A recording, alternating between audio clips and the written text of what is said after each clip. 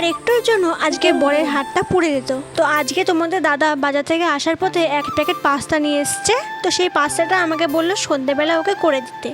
তো দেখতেই পারছো এখানে আমি পাস্তাটাকে সেদ্ধ হওয়ার জন্য বসিয়ে দিচ্ছি।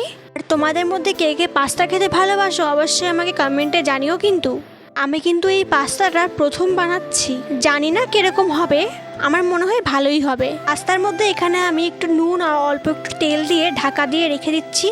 কিছুক্ষণ পর সেদ্ধ হয়ে গেলে এই ছাঁকনির মাধ্যমে ভালো করে ছেঁকে ছেঁকে তুলে নেব। তারপরে পাস্তাটাকে ভালো করে ঠান্ডা জলে কয়েকবার ধুয়ে নিয়েছি যাতে গায়ে গায়ে লেগে না থাকে। পাস্তাটাকে পুরোপুরি সেদ্ধ করিনি, 80% মতো সেদ্ধ করেছি। তারপরে পাস্তায় দেওয়ার জন্য দুটো ডিম ফাটিয়ে ভালো করে ঝুড়ি ঝুড়ি করে ভেজে নিচ্ছি।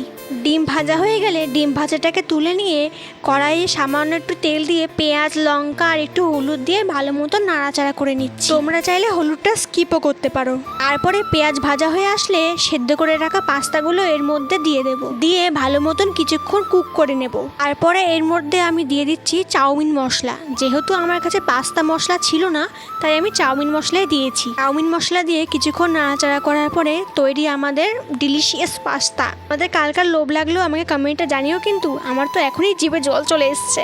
ঠিক এইখানেই বরের হাতটা পুড়ে যেত। আমি গরম গরম কেবল বাটিতে নিয়েছি আর ও হাত পেতে নিতে যাচ্ছিল, আর একটু হলে ছ্যাঁকা লাগতো। আর হ্যাঁ, সাবস্ক্রাইব।